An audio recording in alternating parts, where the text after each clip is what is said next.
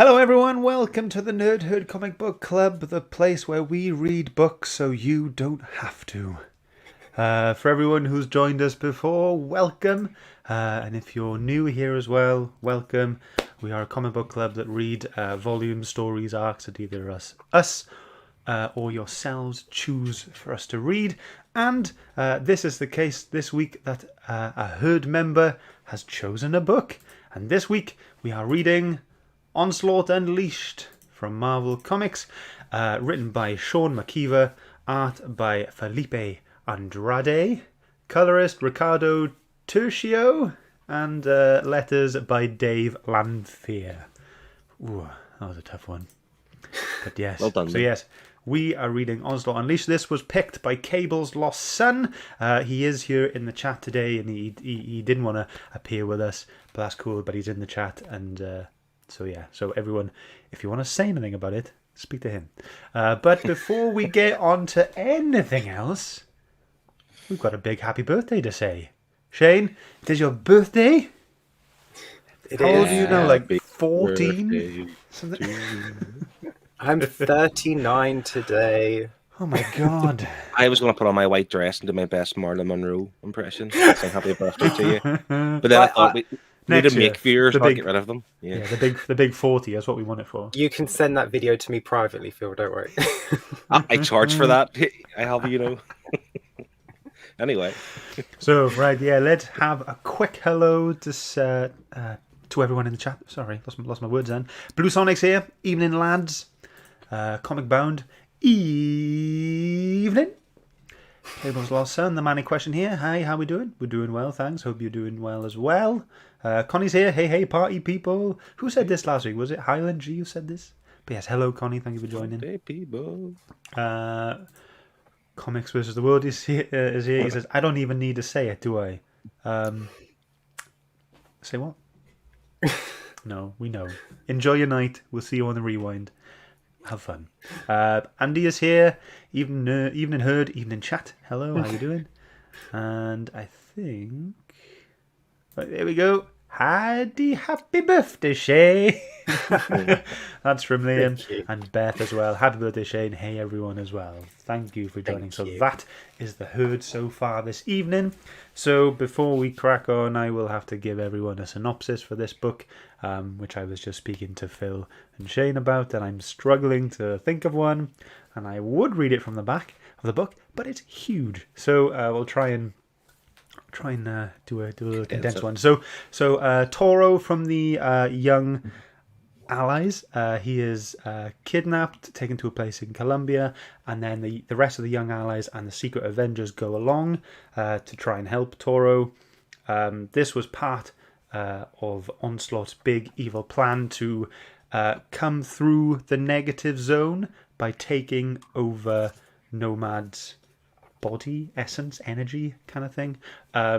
Yes, and then it's up to the Secret Avengers and the Young Allies to stop Onslaught and try to save Nomad, and failing at the latter, and then but they end up defeating Onslaught, and that's it. Yay! Yeah. See you next week, guys. Okay, so that is the gist of what happens in this story. So Phil, would you like to unleash your thoughts?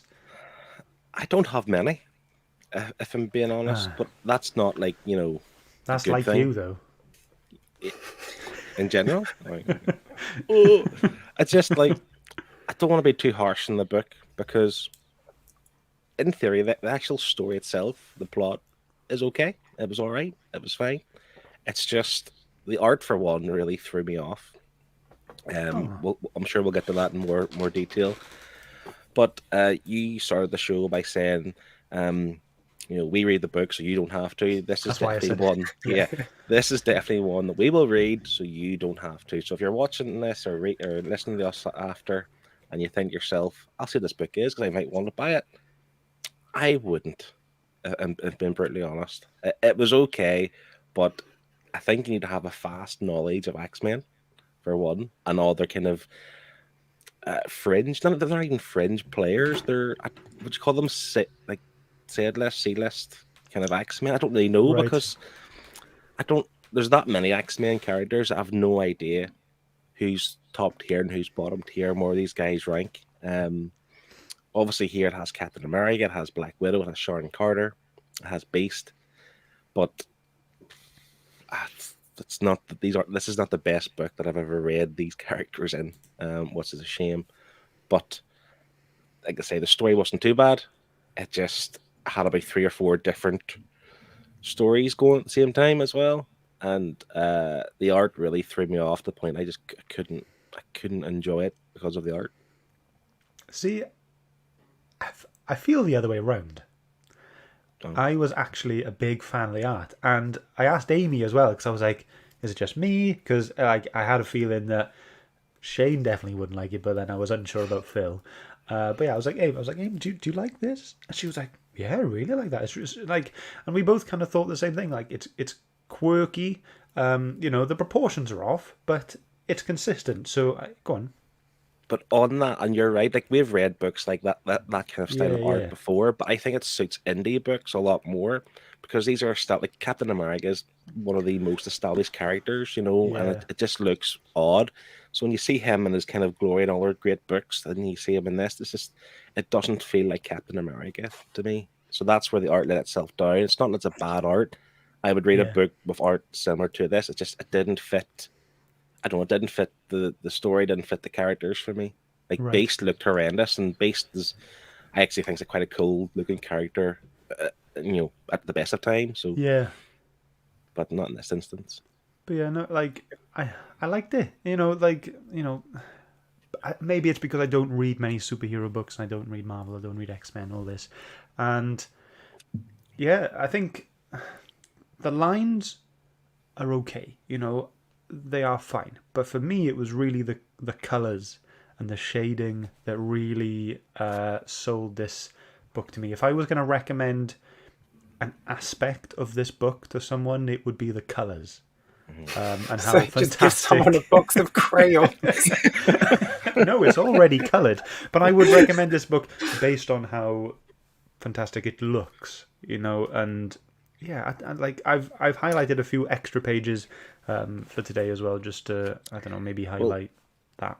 I do like the kind of, like, as you can see in my background, the kind of pinks and purples. I like that kind of color, and it has a lot of that in this book. So I did like that aspect. The colors were pretty cool. But to say, like, that's, if I had to sell this book to somebody, it's really good colored. Or it's sorry, I can speak. It's really good. It's colored really well. Like Really that's, good, if really that's good It's colours. in the everywhere. lines and everything. He kept Yeah. him between the lines. He was really good. So if that's the I have top to- selling point, oof. I have to admit, the colours were great, but I do have to admit, from the first issue, I absolutely horrendous art. The faces were terrible. I mean, I don't even think Captain America had any eyeballs. I think it was just like a scowl the entire time, or maybe like the black dots that they do. He didn't seem to have any eyes. But by the end of the book, I sort of stopped caring about the art being so terrible. Because I lost so much interest in the whole overall thing. I think I just went numb to it.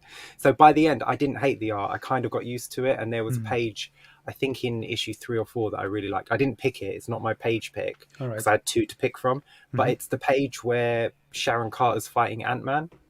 Yeah. And he's giant, and it's like 9 panels of her beating him up. And I thought that was done really well. Yeah, that was again, cool.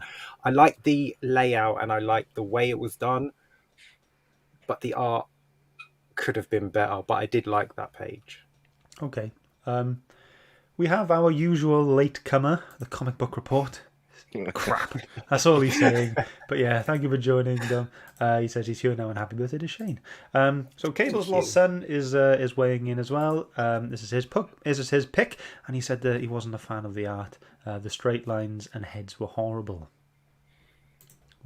And Connie said something. She said, I like the story, but I feel I probably would have enjoyed it more if I knew more about the characters.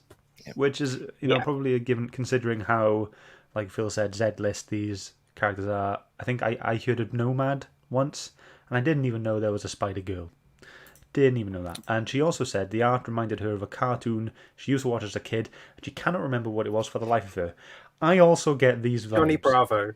Yeah, I was thinking, yeah, exactly. Maybe. What are we going to say then, Phil?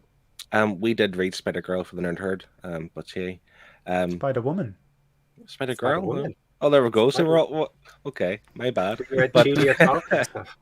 this is the thing. I thought that was her because it looked very like the same Yeah. kind of character design. So there's another thing that it's a complete disconnect from this book.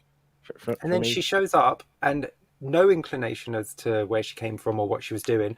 But then, like in page 3, issue 4, she mentions that she doesn't have any powers.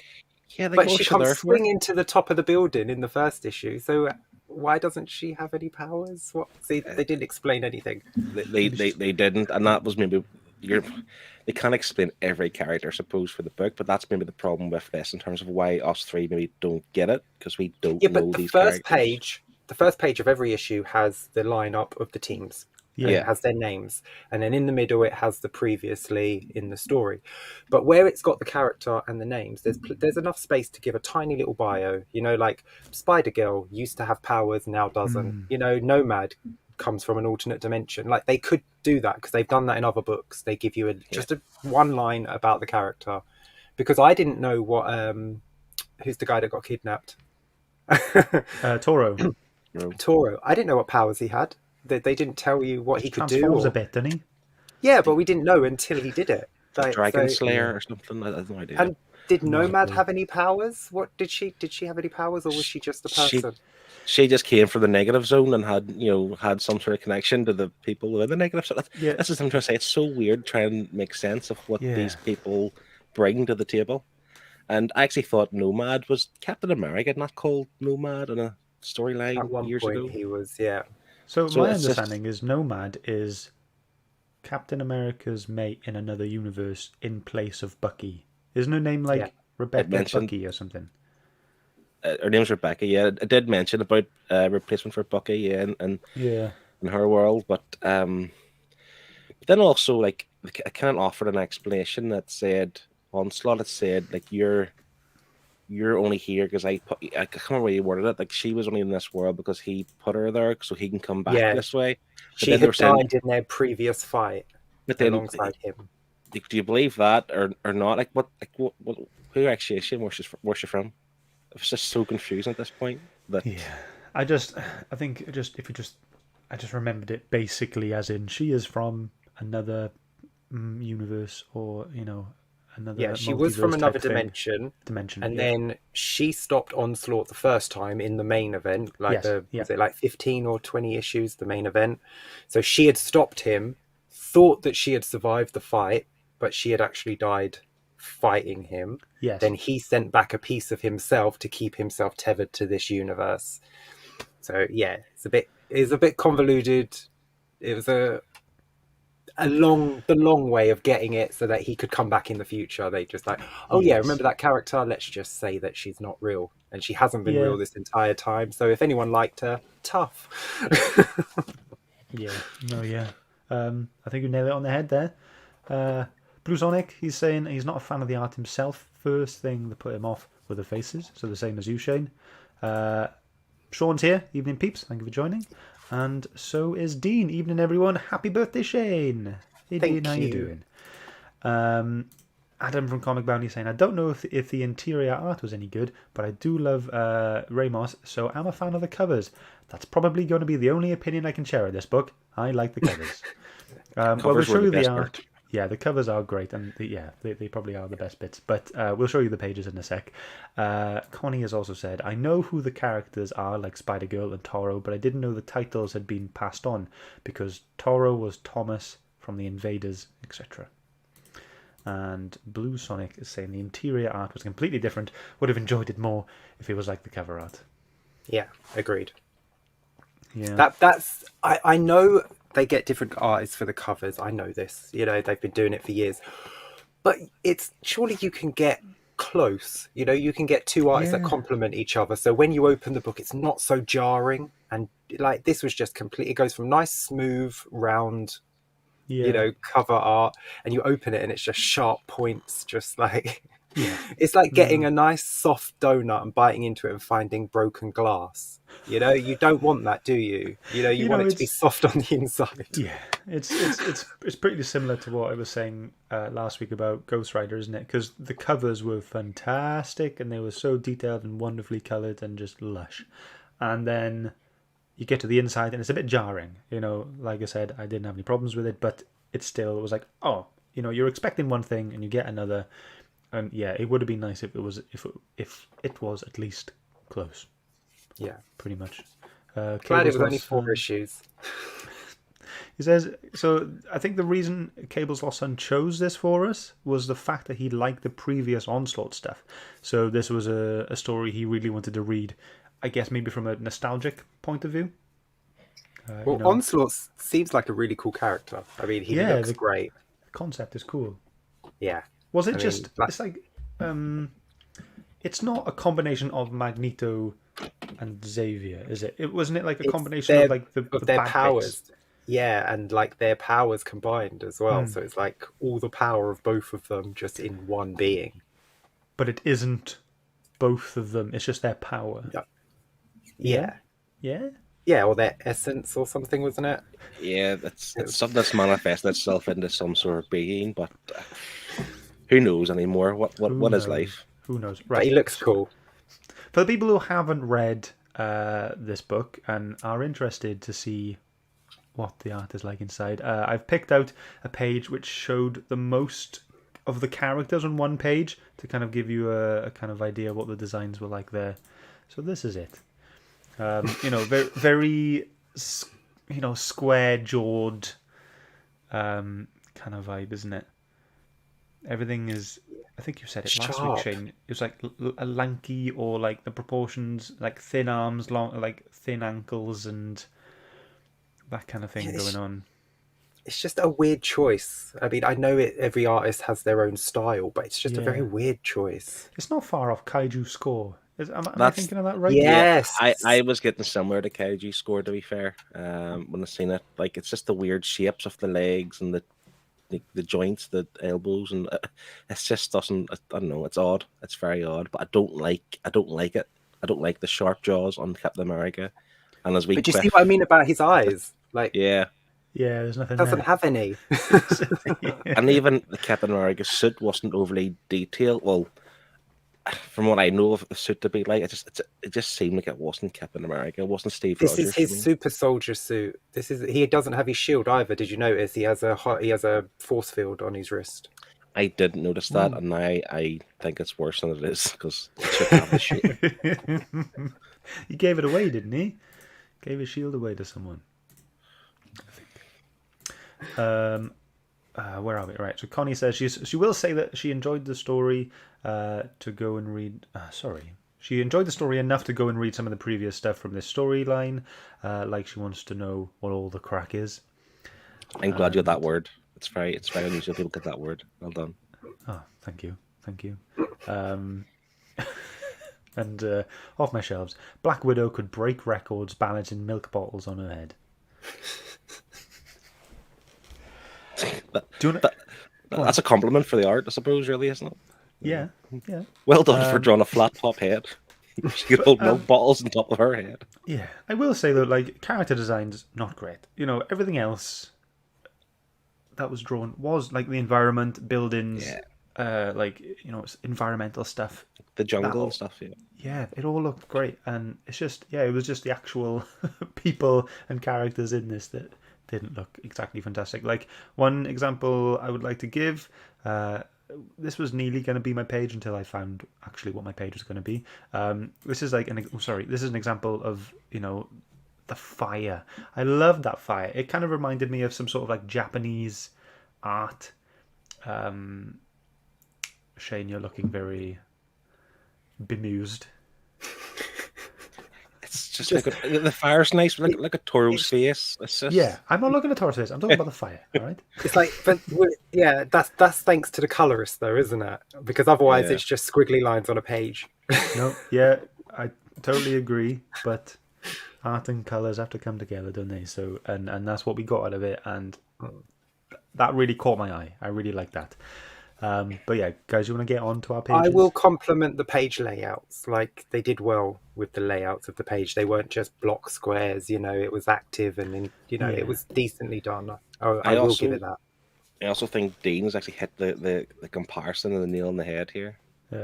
Here, I haven't read along, but looking at the page, it looks like the Avengers have joined the Gorillas. That is the Gorillaz band, isn't it? Yeah. Yeah, yes, 100%.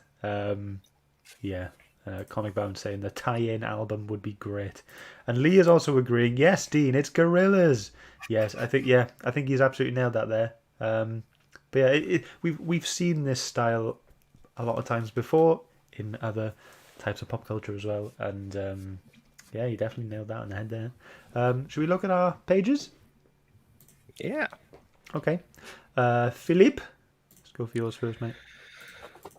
To be fair, I picked this page wasn't even so much to do with the art, because I wasn't overly fan of the art. I mean, I just like this part of the story where Ant-Man was being possessed by Onslaught stroke Nomad and was in the ear canal of Yeah. Sharon Carter.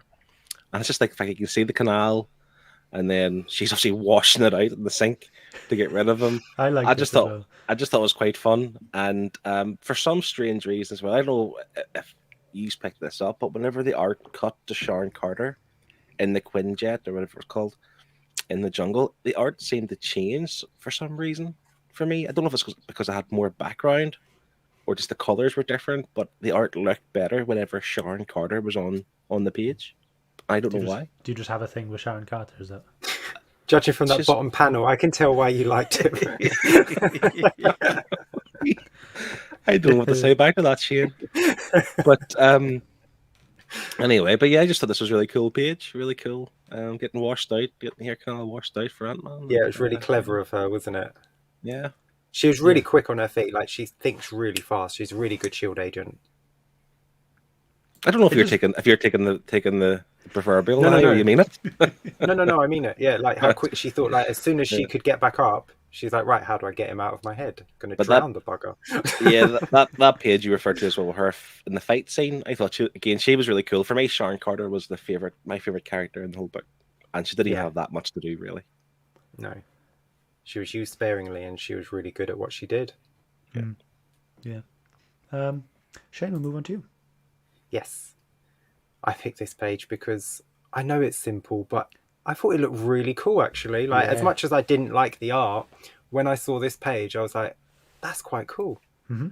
Have you got all the characters? Yes, the body proportions are all out of, and they're all pointy and jaggedy, but I just thought it looked really cool when the explosion went off and everyone just goes flying, but it's just two colours, just pink and white. And yeah, it was the one page I saw and I was like, that's my page pick. Yeah, it was nearly mine as well. But you get a few instances like this with just the two colours, because you had the kind of black and white stuff going on whenever Onslaught really upped it, you know what I mean? And then everything just went kind of negative, and there was a few instances in the story that did that. So yeah, the use of just using two colours, I think, was done really well. Yeah. But again, it's the colours.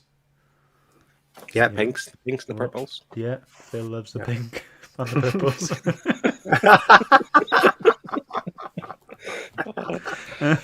Scotty boy.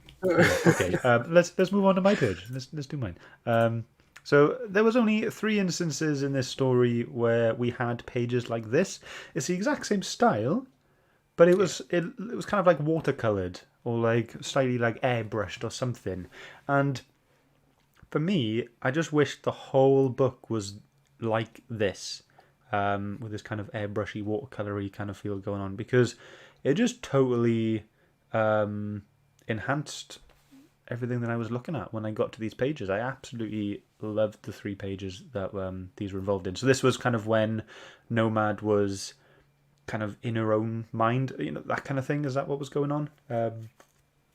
She was in that negative zone, wasn't she? Kind of being taunted by Onslaught, even though like what she's speaking here and saying, like, no one else could see this. Like they just see her as all just Onslaught, internal. I suppose. Yeah.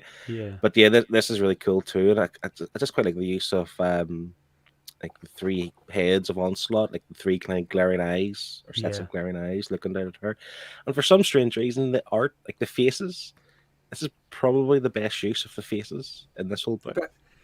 But why doesn't she have a nose? I said the best use, not like the best ever. You know, just It goes from forehead to chin in one move. Like it's just one line. Tottenham Gaming did just say, has she been hit by an iron at the bottom? And it does look like. But yeah, that's my page. I thought Cool. again, the colouring was absolutely fantastic. But again, I keep saying it was It's that a shame, that was isn't it?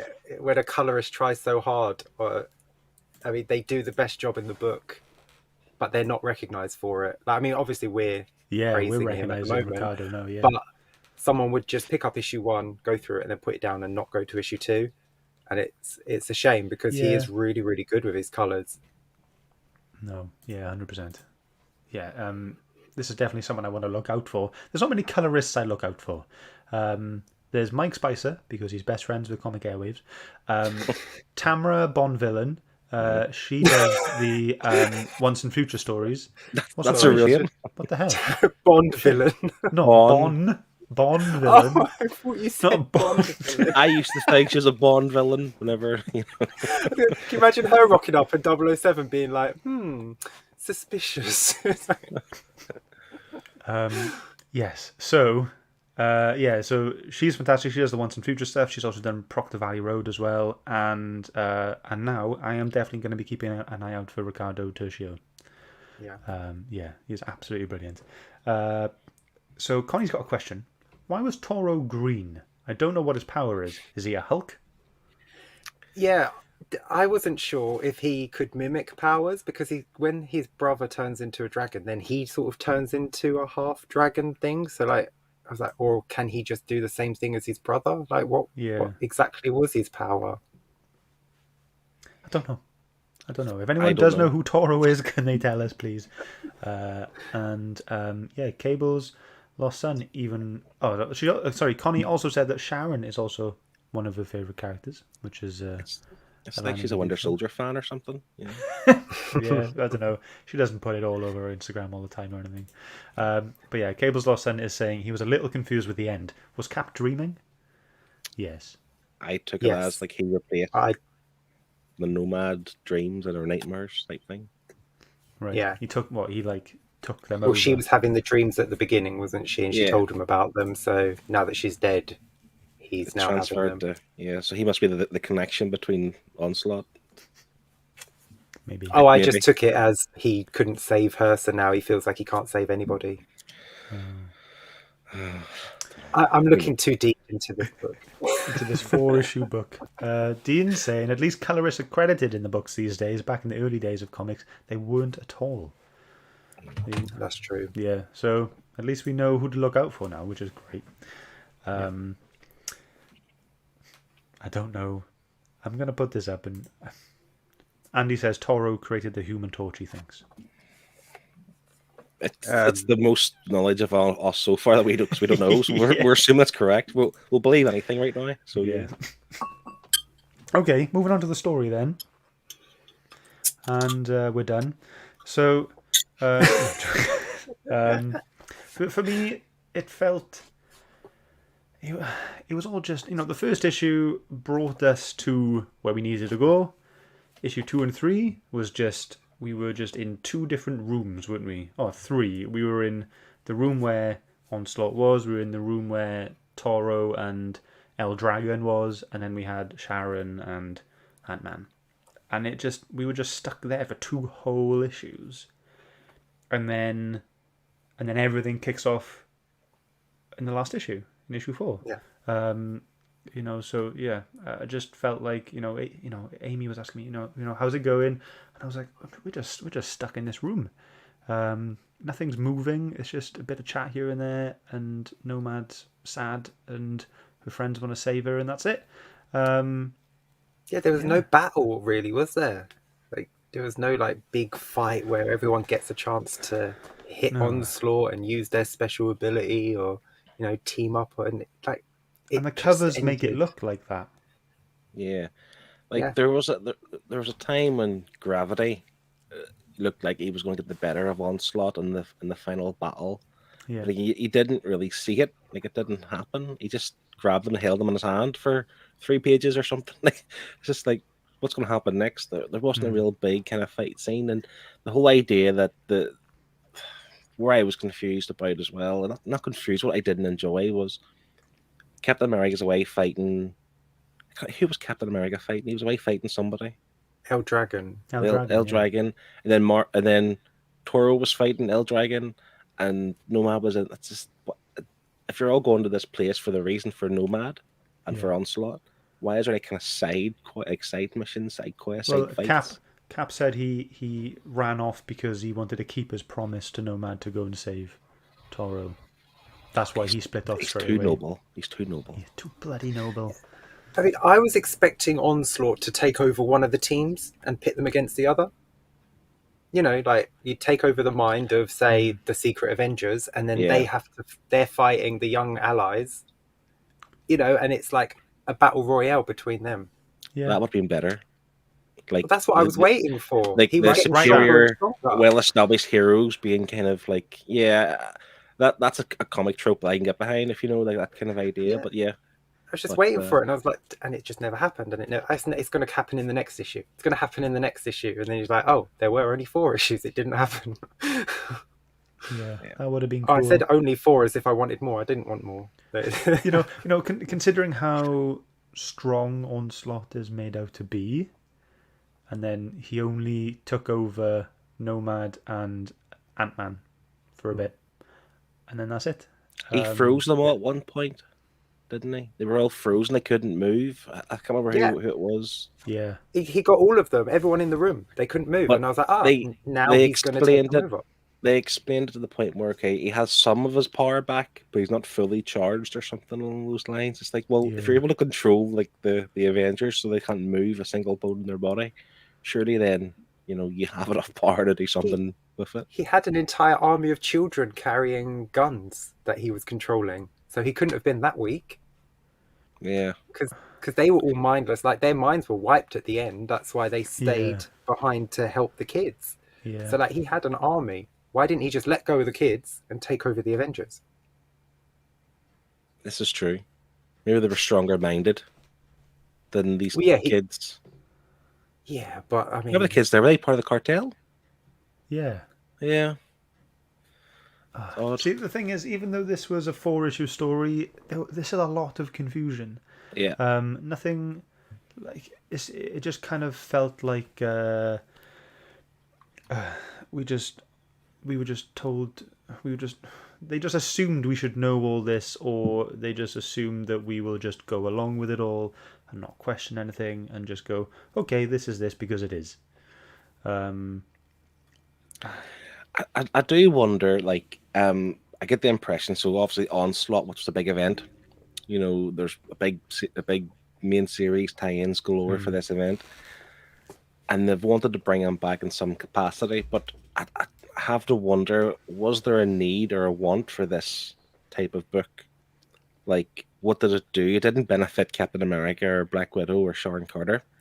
And I've still never heard of Toro and the other guy, so it didn't elevate them to a certain level either.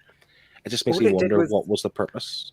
Well, it actually tried, but it's Nomad, apparently, because that's the only thing this book did. It killed her off, and there was no emotional stakes though. Like there was no character development. You didn't really get to see how friendly she was with her own team. I know like they had a hug and said, of course we'll come with you to Colombia, but it was like there was no character development with any of the characters whatsoever, and then they just killed her off. So but I didn't care. I don't mean to sound heartless, but it's 4 issues. I didn't care by the end that she wasn't dead because they said she weren't real, so then I also doubly didn't care.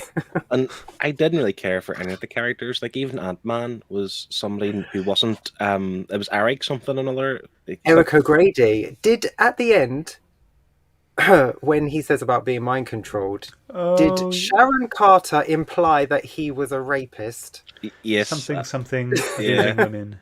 Yeah, at least he didn't abuse women or something. Yeah. Now you know what it's like That's it. to be powerless, or now you know what it's like to she said something and it was like, Yeah. hold up, do the Avengers have like a sex pest on their team?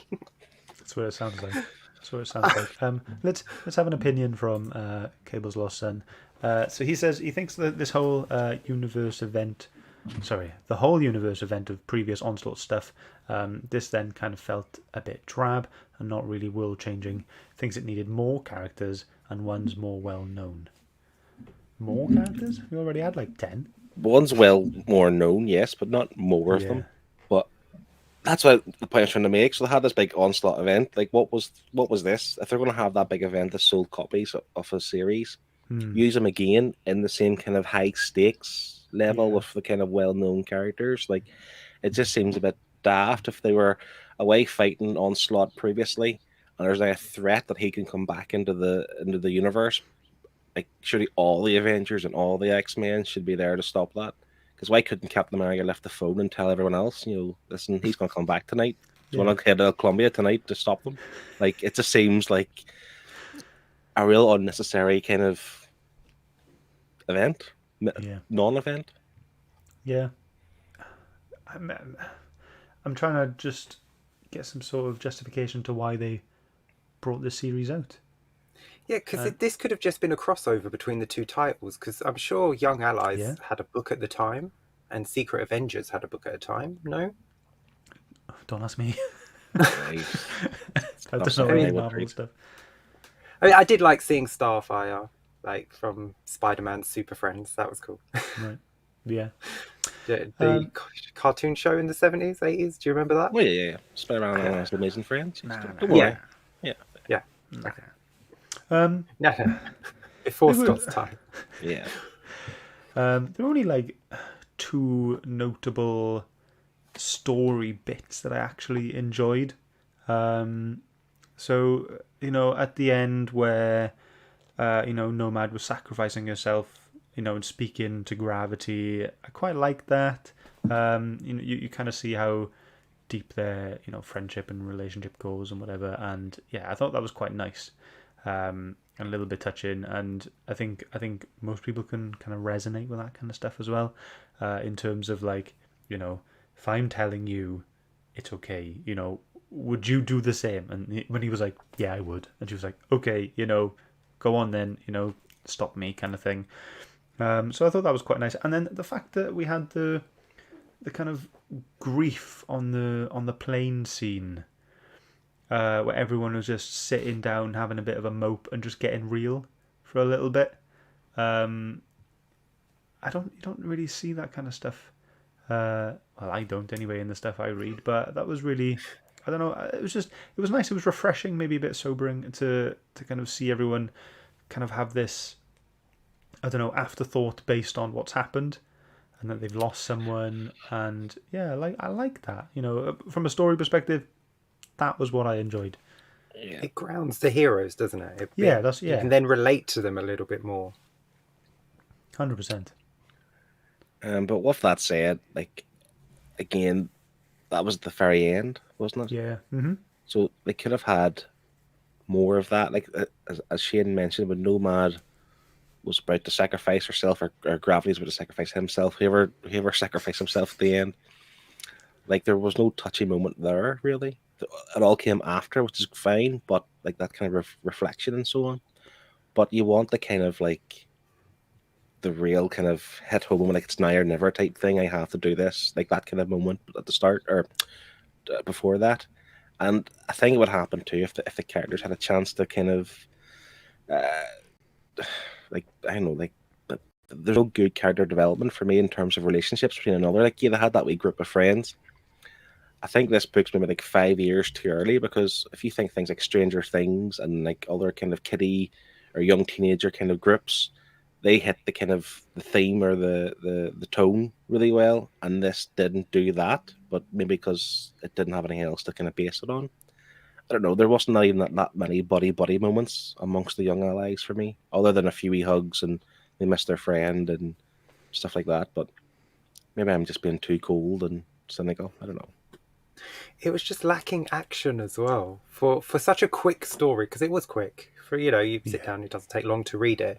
It has a start, a middle, and an end, and you just get through it. The pacing is quite good for the story. It gets to where you need to get to relatively quickly. Well, I kind of thought it But had there a was- start, a middle, a middle, a middle, a middle, a middle, and an end. I felt that Yeah. middle dragged.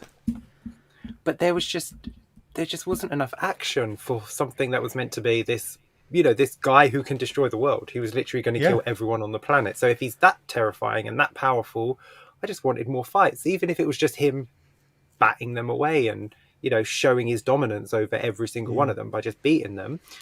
But they didn't even sort of because he wasn't corporeal, was he? And then because he was sort of in Nomad's body, it's like they didn't want to attack. Yeah. Why did it happen in Colombia? I can't remember the reason for it being in Colombia. Because that's where the Oxfam was using machine their was. facility. But they bought over, or I don't know if they bought or removed a drug cartel and then built that on top of their camp or whatever. So, but why? Why there? Like, why specifically? So that's That's where where the they tear- found the little fabric in space and time, the tear yes, there. right, okay. They did mention the smallest tear or something in Yeah. fabric of space, which again I thought was really convenient or something. Well, Roxxon is just like a terrible company anyway. Like they'll just go anywhere and take anything, and they're responsible for a lot of damage in the Marvel universe. But equally, I don't understand the inclusion of the drug cartels. Like, why do they have to have drug cartels? Because it's Colombia. I get that, but then put the factory or whatever in Peru or something, like anywhere in South America. Why specifically do they have to have? What, Because they wanted kids with guns to shoot at the Avengers. is that the only reason? Because the kids with guns are going to play a bit of a part, apart from the fact that Gravity was maybe going to kill one of them, and if he didn't, he was going to get someone to kill another two. Like, I even the idea of killing kids, even if you just threaten it in the book, is a bit odd, I think. Yeah, I think. I think Moon if a Knight was kid's being a awful. little shit, you can kill him in a comic book. It's fine. But equally, it's like we've mentioned, like, referring to that man as a sex pest, but like, what was this person getting at in terms of like kids involved in drug gangs? It seems a bit touching a bit too real. It's some things that you wouldn't really see in comics nowadays, maybe. And this was only 12 years ago. And they also played off Moon Knight's like mental health issues as sort of a little bit of a, oh, don't worry about it, it's not important in this book, so we're just gonna brush over it. Yeah. Like, I felt that was a bit. Did he do anything? Moon Knight. He offered a few words of advice. That was about it. Yeah, it was just like he was just there, said some creepy things. I don't remember him fighting, and then tried to give some advice to Spider Girl. Was it at the end? Yeah. I was like, why is he here? Yeah. The only other thing I've got written down that I want to say is I enjoyed the writing for the young allies, like the way they spoke. It felt real. It didn't feel professional and proper. It was all like, it was just a bunch of teenagers just having a chat, wasn't it? And the use of now and again, it kind of again, it was grounding me, I think, to read that kind of stuff. And I don't know, it did, and that was, I think that's what drew me to Gravity. Really. Really. I think I think we spoke about favorite characters earlier. I think Gravity's my favorite character in this story. I just liked his attitude, and I liked the way he spoke. Just drew me, and it was the fact that he kind of saved the day as well. And I kind of liked that. I actually didn't like their attitudes. I thought they were just young kids. They were told to stay at home. Stay at home. Yeah. Don't come to Colombia. Stay where you're meant to stay. And that wouldn't This happen. is all your fault. If you hadn't have shown up, they'd have got Toro and they'd have been home. Yeah. But we're just old men, so ignore us. You Give him a slap. are just Yeah, I was referring to Shane myself. Shane's a bit older now. Good. Yeah. Is there anything else you'd like to say? Uh, I really liked Captain America's force shield. rather than Yes. him having to carry a shield all the time. I like that because it reminded me Yeah. of Agents of Shield. Because when Coulson gets his hand chopped off and he gets a new hand, they put a Yeah. Captain America shield in his hand, which is Yes. pretty cool. That was cool. Why though? Where was his shield? 2010. Who had it in 2010? Falcon. Who'd they give it to? I don't know. Because he's not Captain America. He's called Super Soldier Yeah. in this book. So someone Yeah. else obviously must have the moniker of Captain America. What's her name? Agent Carter's aunt. What's her? Peggy. Original Carter. Peggy Carter would be her by chance. Margaret Carter, maybe no, because she's back in World War II, isn't she? Who knows the timelines? Time travel, Tony. No one likes time travel. Quoting that. Apart from the cosmic Ghost Rider. Which wasn't real time travel, but sure. Maybe US Agent is Captain America at this point. Who knows? Someone will know. Someone in the chat must know who's Captain America. Who was Captain America in 2010? Yeah. Because it wasn't Steve Rogers. I wanted to bring something up earlier on that comic Bound said. He says, this is about the art. So he says, while I don't think it was a good fit in this case, it's always nice to see a Marvel book use distinctive style and not just a low-grade version of the usual house style. And Dean totally agrees. He's all for people trying something different rather than repeat a generic style. Yeah, there's no doubt, like, with Marvel, like, you know, their bigger titles, they sometimes play it safe with artists in terms of you know what you're going to get for certain artists. So when they do try something different or a different artist for a different style, if it hits, well done. Like you've nailed it. You've picked this artist and it works fantastic. Great. Yeah. If it doesn't work, you kind of get this a wee bit. So I'm the same. I'm all for trying new stuff and different styles for different characters. But I think just in this instance, it didn't hit for me. But it could well have, you know, for someone else. So yeah, I mean, this is probably someone's favorite style, isn't it? Yeah, and Phil, you've said it before. Every book is someone's favorite book. Yeah. You know, and yeah. I can't imagine this being on top of the list of many people, but yeah, there's maybe someone. Must be at least one. Yeah. What's your favorite book? Onslaught Unleashed. Cool. All right. Shall we get some thoughts and scores in? Yes. Yeah. Okay. Everyone in the chat, if you've read the book, do let us know your score. We'll add it to ours to help us get the average. But for now, Philip, do you want to kick us off? I actually got talked down a bit, so I did, through this discussion, because at the start I was thinking the story, start, middle, the end, it was fine. There was a few little side things that were going on that I didn't really, wasn't invested in, like the Toro and his brother Marco. I didn't really care for that. Like that could have easily been excluded.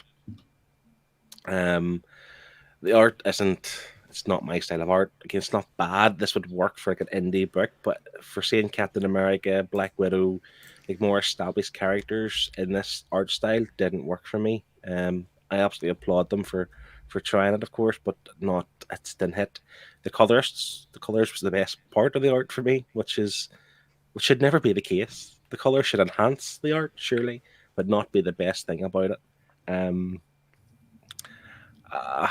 Man, the story was okay. I don't know that many of the characters, like the young allies and the people who are really at threat here, really, because Captain America didn't do a lot.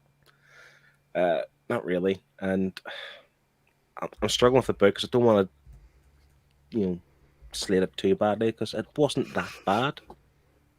I was going to give it a 5, but talking through it, I think I dislike it more than I did at the start. So I'm going to go down, but only going down by one spot. 4.5 for me. Yeah, Cool. Yeah, 4.5. Okay. Right, we got 2 scores so far. The first one we had was from Cable's Lost Son, the person who's chosen this book. A poor choice from me, that's what he said, and struggled with art and knowledge of characters, so it's a 4 from him. And we've got a 5 from Connie as well. All right, Shane, give us what you got. So, like Phil, not a fan of the art.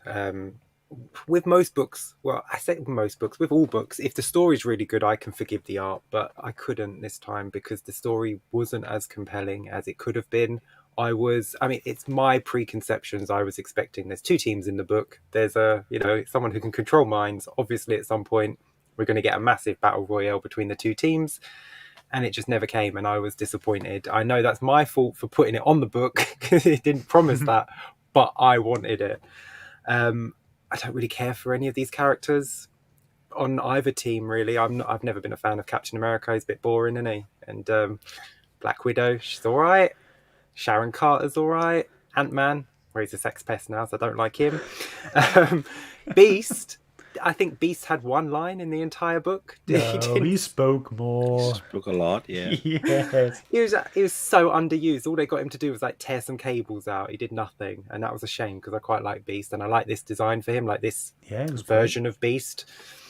The Young Allies, not a fan of them, so I was really disappointed, and then it ended with a death that I just didn't care about, unfortunately, because they didn't make me care for her in the first 3 issues. Nice quick read though. It wasn't a long read, so that's a plus it gets point. props for that, and the colours were great, so I'm not going to be too harsh. And breezy read. How it goes. Yeah, not going to be too harsh on that, but for me it's a 4. 4. Okay, cool. We haven't had any more scores in, so do send some. This is your last chance. Oh, just got one there. You must have heard me. So yes, so we've got a 4 from Cable's Lost Son, a 5 from Connie, and Blue Sonic. Not a fan of the art, and the story was just okay. It's a 4 from him. So we've got a 4 and a 5 and a 4. Okay, now it's time for me. No offense, but it's quite a forgettable story.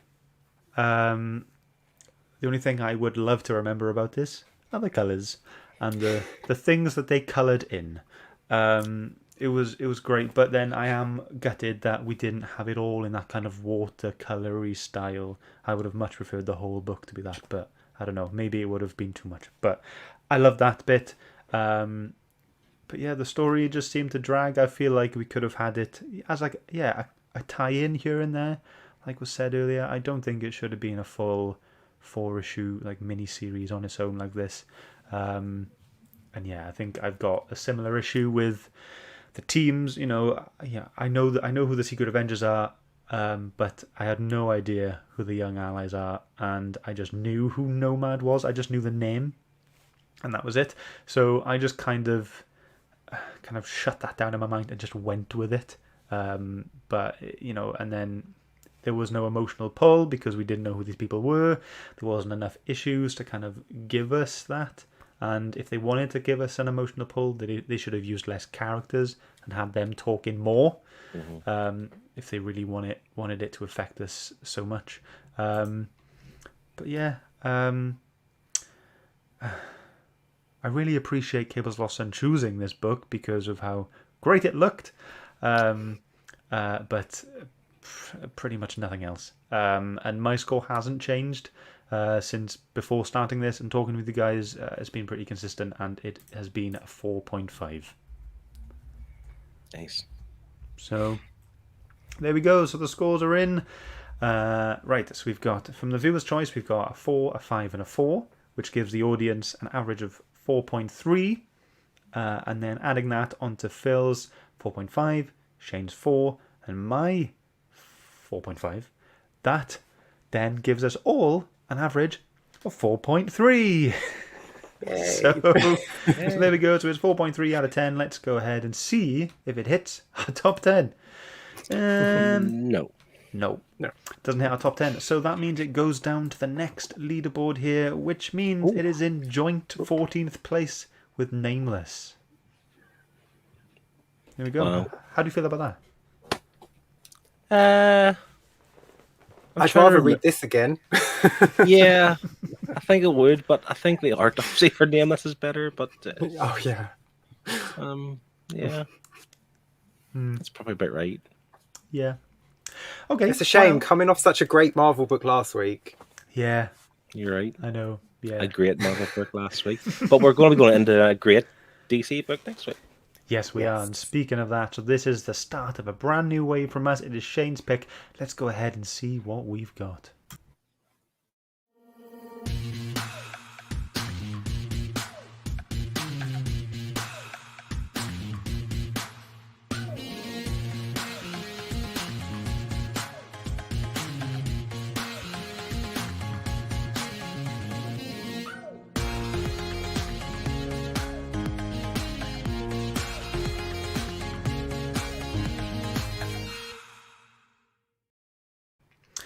That's right. We are reading Kingdom Come. It has been a choice from Triple G on the Herd's Choice for months, and it hasn't come up. So Shane decided to just pick it anyway. So that's what we've got coming up next week. Kingdom Come from 1996, DC Comics. I've heard good things, and I'm really looking forward to getting into it. Yes. There's going to be such a contrast of the art, isn't it? Yeah, definitely. From this to Alex Ross, you're like what? Proper art, yeah. Proper. Yeah. Connie's asking, is this going to be another DC book? I'm going to be super confused about the whole way through. It's standalone, isn't it, Shane? Is it? Yeah, it's an Elseworld story. So yeah, but Andy is very excited, and so is Martin as well. And Liam is piping up saying, Nameless deserved better.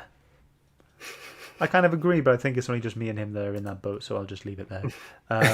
Comic Bounty saying he's very much looking forward to next week. For unfortunate reasons, his Wednesday night will be free for at least the next few weeks, but this is definitely the silver lining. Awesome. We cannot wait to see you, mate. It's not awesome about you being free, but it's awesome that you can join us, and something to look forward to as well. So yeah, thank you very much, guys. Thank you very much for joining. Cable's Lost Son, thank you very much for choosing that book. And don't forget, everyone, we will be doing another Herd's Choice in 4 weeks' time. So get thinking, and hopefully you'll win next time, and you'll get to join us, and you'll win some swag, and it'll be great. But there's only one more thing to do now. Let's get your waves out. Bye. Bye, everyone. I'm now using the wrong hand. Okay, bye. Bye, everyone. Love you.